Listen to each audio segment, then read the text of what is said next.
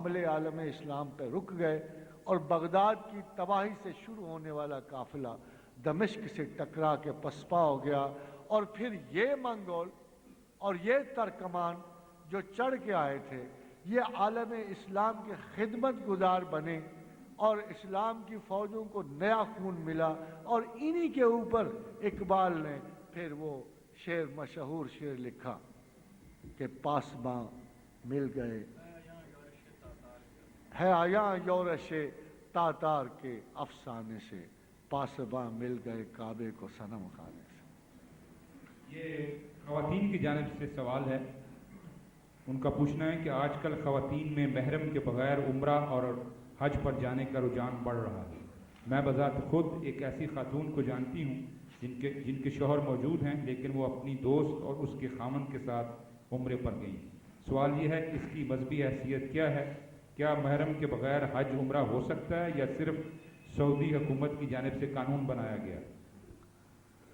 محرم کے قوانین تو ہمیشہ سے ہی تھے، کوئی آج کا نیا قانون نہیں ہے، مگر اگر کسی جانب سے ایسی فیسلٹی مل جاتی ہے حج کرنے والے کو اور اس کی استطاعت ہے تو یہ ایک فقہی گنجائش ہے جو بہت بڑا مسئلہ نہیں بن سکتی، اور بہت ساری ایسی خواتین جو ہیں ان کے خامند ویسے ہی ساتھ نہیں جا سکتے، تو کوئی عذر شرعی اگر موجود ہو، وہ ہم اس کو فیس سیونگ ایلیمنٹ کہتے ہیں۔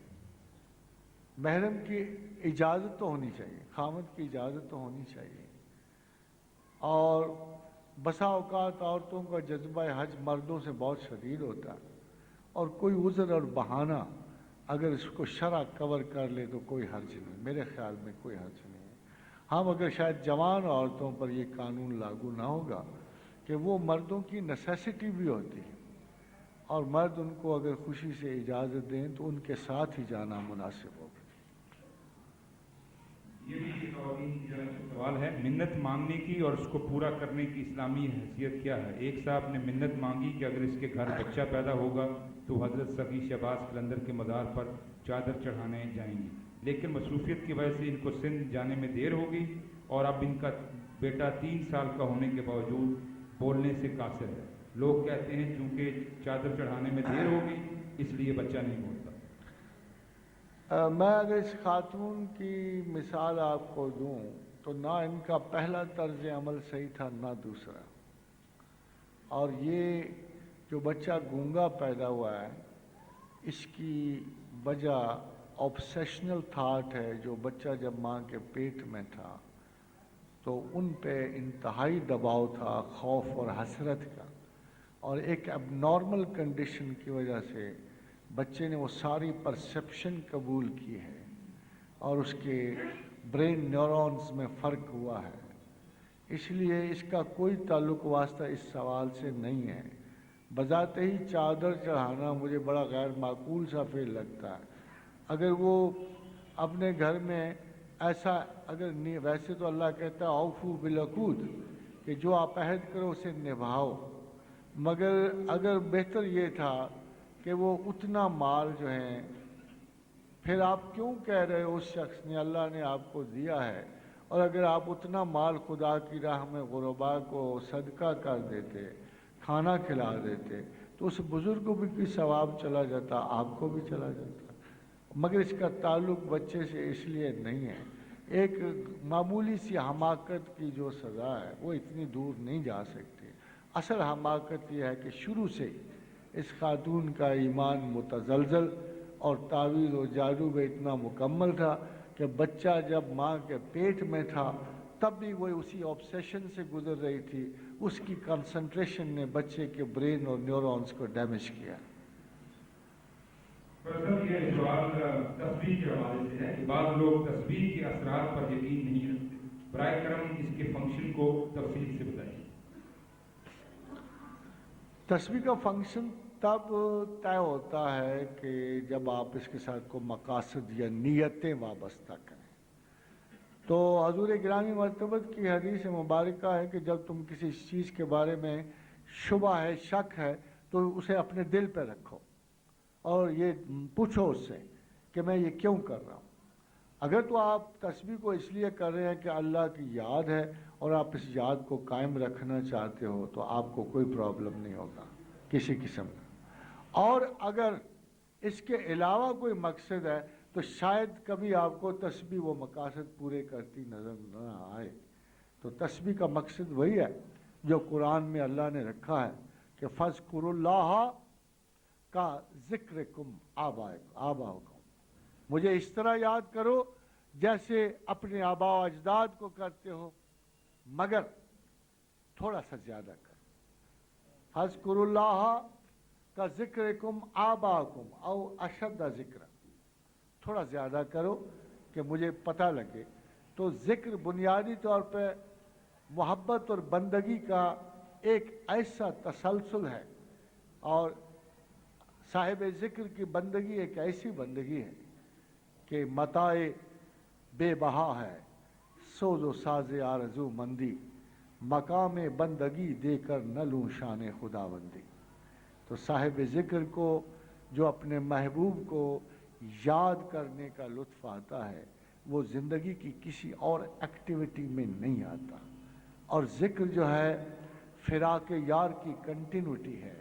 آپ کو پتہ ہے کہ بندے اور اللہ کے نزدیک محبت کا صرف ایک امتحان ہے، صرف ایک، اور وہ امتحان یہ ہے کہ اگر آپ کو دیکھنا ہو کہ آپ کو کس سے زیادہ محبت اور کس سے کم ہے تو تنہائی میں جو زیادہ یاد آتا ہے اسی سے زیادہ محبت ہوتی ہے، اور اگر آپ کو خدا زیادہ یاد آتا ہے تو پھر آپ کی محبت اللہ سے کنفرمڈ ہے، اور پھر ذکر کا اصل معنی آپ میں جاری و ساری ہے۔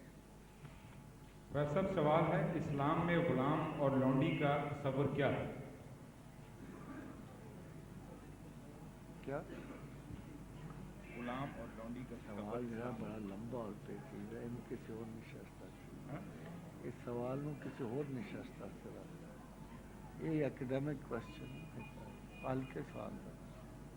حضرات میں اس سوال کا جواب دیکھیں مگر لمبا ہے، اس سوال کا جواب بڑا طویل ہے چونکہ یہ ایک پورے مقدمے کا حصہ ہے جو اسلام کے حق میں ہے۔ بڑا معقول جواب اس کا ہمارے پاس موجود ہے، اور اس کا بھی جواب انسان کی عقل کے ساتھ وابستہ ہے، چونکہ انسان کے اعتراضات لوکل ہوتے ہیں، وقتی ہوتے ہیں، اور محدود زمانے کی انڈرسٹینڈنگ پر مبنی ہوتے ہیں۔ میں مختصراً آپ کو بتاؤں کہ اللہ نے ایک صدی یا ایک سال کے لیے قانون نہیں بنائے، بلکہ اللہ نے قوانین پوری انسانیت کے لیے رہتی صدیوں کے لیے بنائے ہیں، قیامت تک کے لیے بنائے ہیں۔ اس لیے جو قانون بھی قرآن میں درج ہوگا وہ وقتی نہیں ہوگا یا لوکل نہیں ہوگا۔ اب سوال یہ ہے کہ فرض کرو اللہ نے غلامی منع نہیں کی، دو وجہ سے، ایک تو اس علم کی وجہ سے جو اس کا مستقبل پہ محیط ہے جس کا ہمیں کوئی پتہ نہیں، چونکہ پچھلی تمام صدیوں میں اور اگلے آنے والی 10 یا 20 صدیوں جتنی صدیاں بھی ہیں اللہ پورے زمانے کو ایک نظر سے دیکھ رہا ہے۔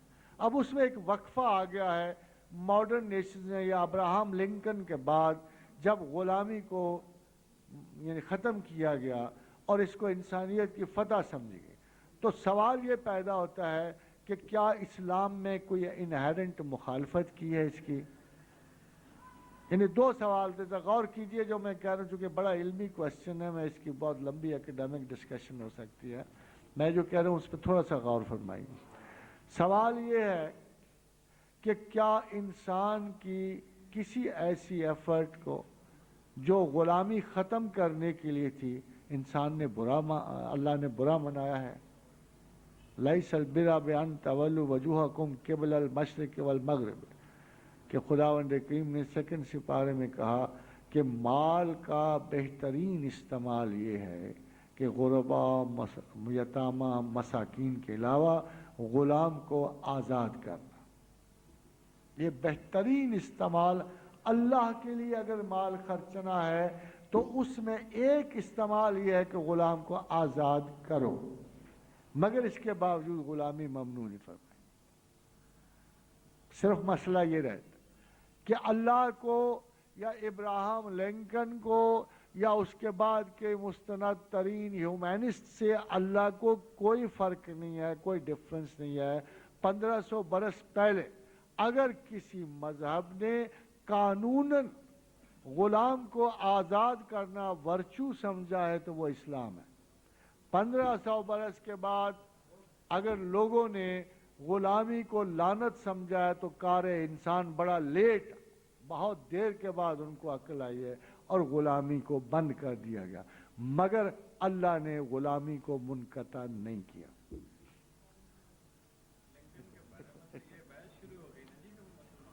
जी जी जी, पर फिलहाल तस्दीक है। अब सवाल यह क्यों, मैं जो आपको जवाब दे रहा हूं जरा गौर से सुनिएगा। सवाल ये है कि गुलामी ममनू क्यों ना हुई। नंबर 1, ये अल्लाह के अज़ाब व सवाब का हिस्सा है। अल्लाह की तरफ से जब किसी कौम को सजा दी जाती है, कौम को, तो उसको गुलाम बना दिया जाता है। ये अल्लाह के अज़ाब व सवाब का हिस्सा है। खुदा ने बनो इसराइल को सजा दी तो कुरान हकीम में कहा, ये अल्लाह ने आज नहीं कहा 1500 बरस से बल्कि 3000 साल पहले, कि तुम इतने गुस्ताख हो गए हो। उसने इस्काइल नबी को कहा कि चल मेरे साथ, मैं तुझे दिखाता हूं इन्होंने मेरे घर के साथ क्या किया हुआ। फिर वो उन्हें लेके बैतुल मुक़द्दस में आया और इस्काइल नबी ने देखा कि यहूद के बड़े बड़े दानिश्वर उमरा हैकल सुलेमानी में खड़े हुए जगहों का तयन कर रहे थे जहां उन्होंने बुत रखने थे, जहां उन्होंने बड़े बड़े बुत रखने। तो खुदा ने कहा, इस्काइल देख, ये मेरी तहारत की जगह को, शहरों की इस दुल्हन को बुतों के स्थान बना रहे हैं और इसे पलीदी से आशना कर सजा दूंगा। जोरावर लोग इन पर चढ़ा के लाऊंगा जो इनको गुलाम करेंगे, इनके बेटों को कत्ल करेंगे। वह यस्तहयूना निसाकुम, और इनकी बेटियों को जिंदा रखेंगे और इनको हर रोज बेइज्जती से आशना करेंगे। तो गुलामी खुदा के अज़ाब व सवाब का हिस्सा है। इस तरह वो कौमों को उनके जराइम की सजा देता है। ये इख्तियार किसी और के हाथ में नहीं है, अल्लाह के हाथ में है, इसलिए उसने गुलामी ख़त्म नहीं की। दूसरी बात, चूंकि अगला वक्त अल्लाह के इल्म में है और ये तमद्दन, ये तरक्की जो इंसान कर रहा है सिर्फ 18 मिनट की एक एटमी जंग से ख़त्म हो जाएगी।